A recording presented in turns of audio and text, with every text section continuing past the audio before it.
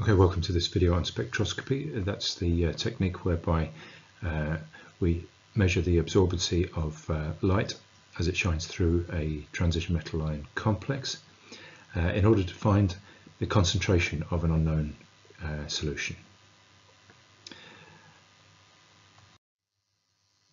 So there it is, spectroscopy used to determine the concentration of a solution, and the sort of setup that we will use is here. So on the left hand side we've got a source of light. That's white light, of course, coming from our light source. Then we need to filter it so that we've only got one wavelength of light, and so the wavelength of the light that comes through, so this wavelength is corresponding to the energy gap in the 3D orbitals of a particular sample. All right, so we choose an appropriate filter to get just light of one wavelength that shines through. So then we're going to shine quite a lot of light through. So I'm going to draw lots of photons. There we've got 5 photons, and then those photons travel through the solution, and some of them will hit those electrons in lower energy 3D orbitals and be absorbed by those electrons as they are promoted to the higher 3D orbital, and that's where they stay, and so they don't come through.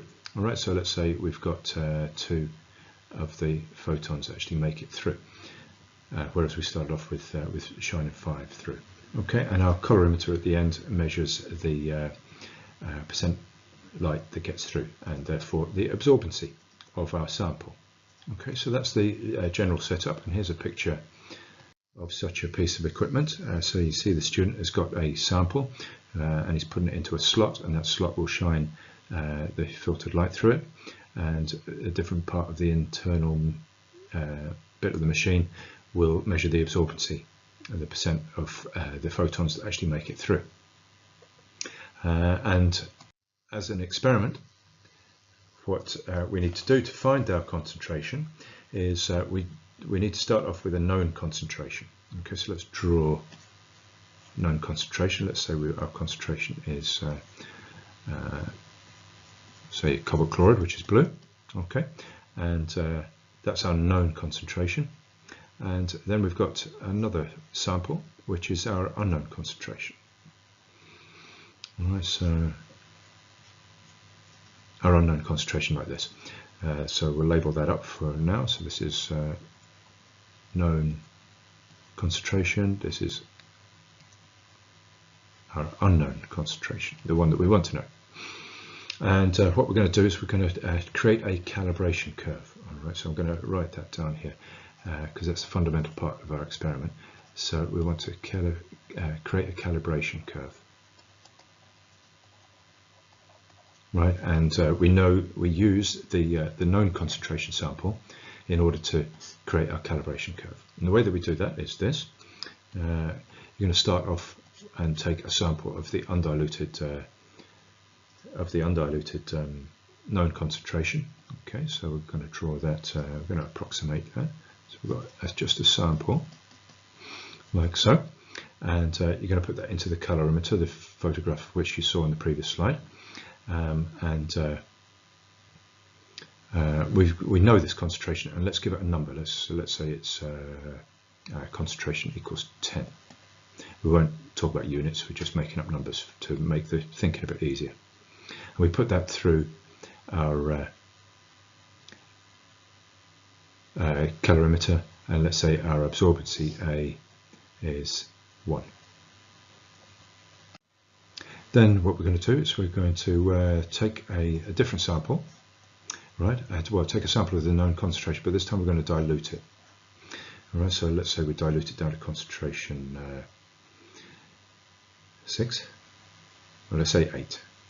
All right, so we're going to take it, and we're going to take it at 8. So our concentration is 8, and let's say, for argument's sake, that we absorb less. Yeah, so let's say we absorb 0.8. And we're going to do that again, We might do it lots of times, but for the purpose of saving time, let's just do it 3 times. Okay, so we take another sample, we're going to dilute it again. All right, so this time it's even more dilute, and we can say our concentration is 6.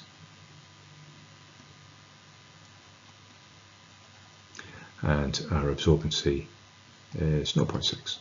Okay, and we could do that several times to create lots of points and give ourselves a nice calibration curve. Now we're going to plot our calibration curve. Okay, so on our x-axis we're going to have the concentration of our known samples, and then we're going to have absorbency. Okay, and our biggest number was 1, and then we had 0.8 and 0.6, right, and let's say we had 0.4 as well. Okay, and concentration, our greatest concentration was 10, and we had 8 and 6. Okay, so we're going to plot our points. All right, so the first one we did, our concentration was 10 and our absorbency was 1. Right, so we're going to plot a point about here, and then our second point was concentration 8, absorbency 0.8. All right, so that's about there, and 6 and 0.6 was about there. Okay, and we might have plotted another couple of points there as well. So we're going to get a calibration curve. So we're going to draw a line of best fit, like so, and now we've got something to work with. Okay, so only now do we get our unknown concentration, right? So it might be a sample of a lake, and you're trying to find the concentration of a heavy metal in the lake, and here you are, you take a sample of your unknown concentration. All right, we're going to switch to green now, and you put that in your colorimeter, and let's say you come out with an absorbency of 0.5. Okay, so it gives you 0.5. So what you can do is you can just read along on your curve, and then down, and hey presto, you get a concentration of 5. All right, so your unknown sample is concentration 5, whatever units we were using there. And that's how we use a calibration curve and a colorimeter to determine the concentration of a solution of a metal ion complex.